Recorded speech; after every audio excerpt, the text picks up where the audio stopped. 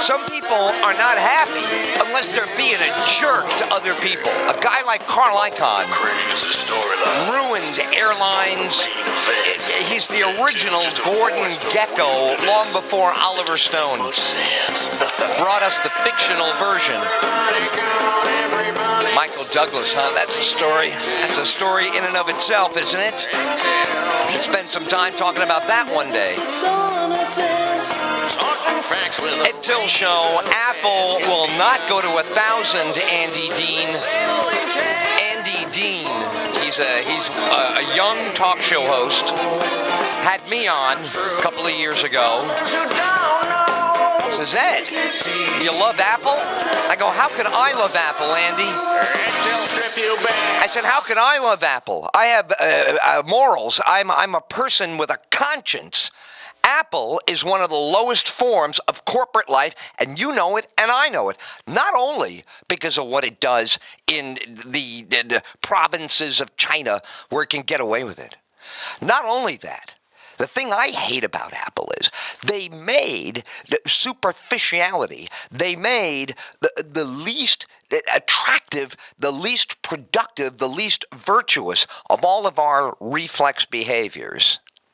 And they elevated it to a point where kids are going nuts to get this thing that's nothing. And society continues to break apart. Stabbings, murders, massacres at schools. That's what Apple brought you. Apple is evil in every form because it's simply a shiny object. It's simply a shiny object. Do you know what I mean by that? A shiny object is something that has no value. It's an expression. Has no value at all. It's like the way some people are hypnotized by bling. Bling has a negative. Oh, look at that lighting. What kind of lighting is that? Well, what about the other guy? Yeah, the other guy is okay.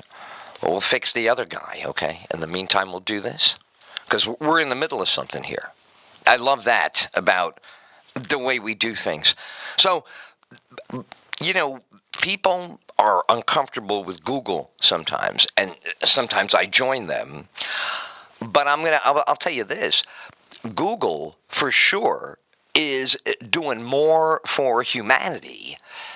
Apple will take the last nickel from a homeless alcoholic and let him die. That's what Apple is. Steve Jobs was one of the lowest forms of human life. He was the salesman of nothing. There's all phrases in literature, you know, king of nothing, etc. He was convinced that no matter how much you did not need something, you would buy it from him. That he would make something cool by virtue of, you know, the whole manufactured cool. The opposite of Miles Davis. Birth of the Cool was all about how originality,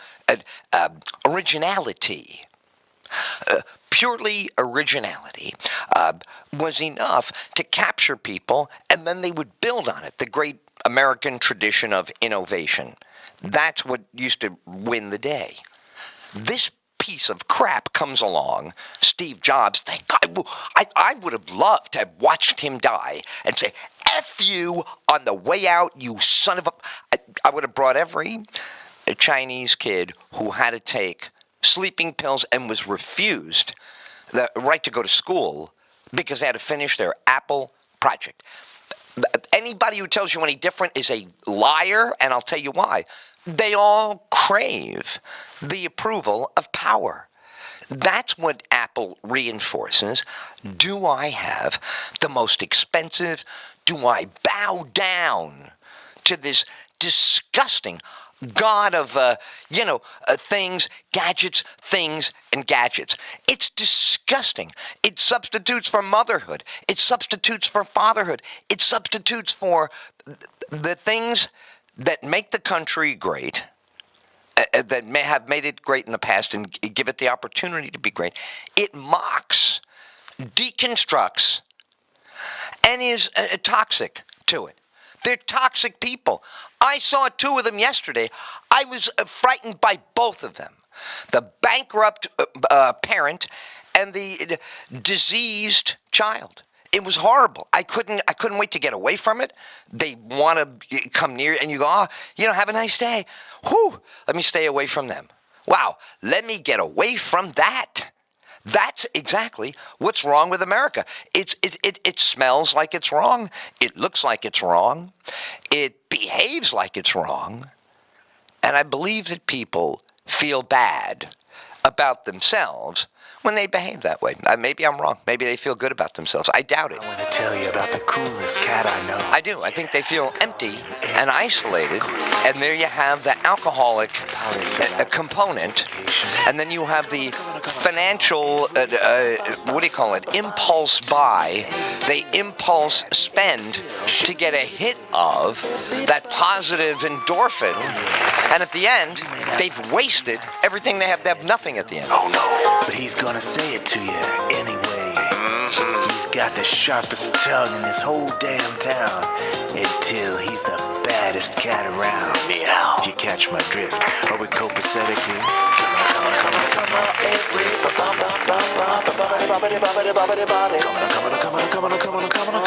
on, everybody to the show. To the show.